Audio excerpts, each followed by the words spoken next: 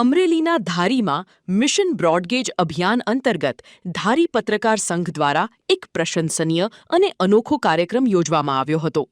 ધારી, વિસાવદર અને ચલાલા પંથકની જનતાને broad gauge railway સેવાનો લાભ મળે તે માટે પત્રકાર સંઘ દ્વારા લાંબા સમયથી લડત ચલાવવામાં આવી રહી છે.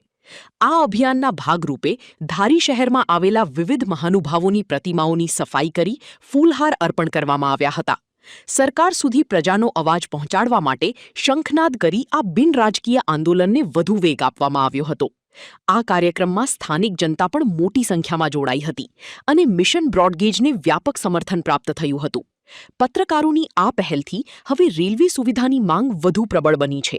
આજરોજ મહારાજા સયાજીરાવ ગાયકવાડના સ્ટેચ્યુની સાફ સફાઈ અને એમને હારતોરા કરવાનો સમગ્ર ક્રમ મિશન બ્રોડગેજના અનુસંધાને ધારી પત્રકાર સંઘના સર્વે મિત્રો, સર્વે પત્રકાર અને ટીવી મીડિયાના જે મિત્રોએ જે સફળ અભિયાન કરી રહ્યા છે એ અભિયાનને સફળ બનાવવા માટે અમે સૌ નાગરિકો પણ અમે પત્રકાર સંઘની સાથે જોડાયેલા છીએ અને અમે સૌને વિનંતી કરી છે કે સૌ વધુ આ કાર્યક્રમમાં જોડાય અને મિશન બ્રોડગેજને સફળ બનાવવા માટે ધારી પત્રકાર સંઘને સૌ સપોર્ટ કરે, એમને સાથ સહકાર આપે એવી આપ સૌને વિનંતી સાથે આજનો આ કાર્યક્રમ અહીંયા જે રાખ્યો છે ખૂબ સફળ કાર્યક્રમ રાખ્યો છે.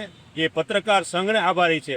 બ્રોડગેજની લાઇન જે છે એ અમરેલીથી શરૂ કરી અને વિસાવદર સુધીની જે માંગણી જે છે કે ધારી પત્રકાર સંઘના સૌ મિત્રો જે સફળ રીતે એની જે સફળતા માટે કાર્ય કરી રહ્યા છે એ માટે એમને સૌને ધન્યવાદ આપણે આપીએ. જે એક અભિયાન ચલાવી રહ્યું છે ખાસ કરીને મિશન બ્રોડગેજ અને એને લાવવા માટે અનેક પ્રકારના પ્રયત્નો જ્યારે હાથ ધરવામાં આવ્યા છે ત્યારે ખાસ કરીને રાજકીય આગેવાનોનું પણ સંપૂર્ણ સમર્થન મળ્યું છે અને નવાપરા ખાતે જે અમારું પત્રકાર સંઘ છે તે પહોંચ્યું છે તે વિવિધ કાર્યક્રમો અનુસાર જે શહેરના સ્ટેચ્યુ છે તેની સાફ સફાઈ કરી અને ફૂલહારનો પ્રોગ્રામ અને શંખનાદનો પ્રોગ્રામ જે રાખવામાં આવ્યો હતો તે પૈકી તે કાર્યક્રમ પૂર્ણ કરીને જે નવાપરા ખાતે પહોંચ્યા છે નવાપરાના આગેવાન જે અમારી સાથે જોડાણા છે આપણે જાણીએ કે બ્રોડગેજ આવવાથી શું ફાયદો થશે.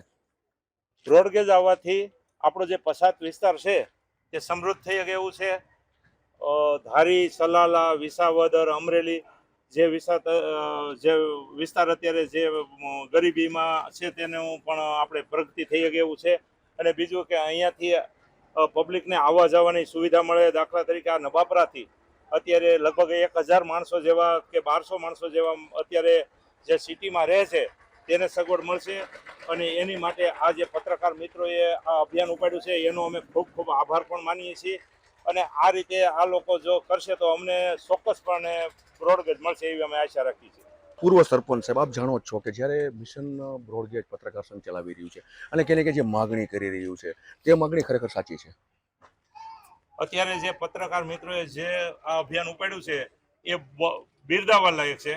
કારણ કે અત્યાર સુધીમાં ક્યારેય પણ આવો ઝુંબેશ ઉપડી નથી અને અત્યારે જે ઝુંબેશ ઉપડી છે એમાં અમને એવું લાગી રહ્યું છે કે આવનારા સમયમાં અમને બ્રોડગેજ જરૂરથી મળશે.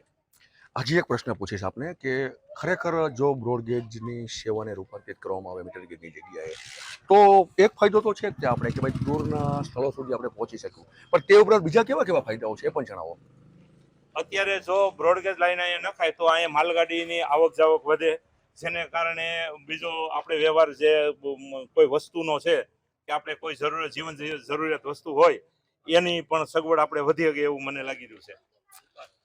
આ હતા નવાપરાના પૂર્વ સરપંચ જેમના દ્વારા પણ સ્પષ્ટપણે જણાવવામાં આવ્યું કે જો મિશન બ્રોડગેજ અંતર્ગત જે ધારી પત્રકાર સંઘ માગણી કરી રહ્યું છે તે માગણી પણ યોગ્ય છે અને બ્રોડગેજ આવવાથી અનેક વિકલ્પો જેવા કે ધંધા રોજગાર વધશે, ટુરિઝમ પેલેસ પણ વધશે અને લોકોને દૂરના સ્થળો સુધી જવા માટે કનેક્ટિવિટી પણ મળશે. મેહુલ ત્રિવેદી, ધારી.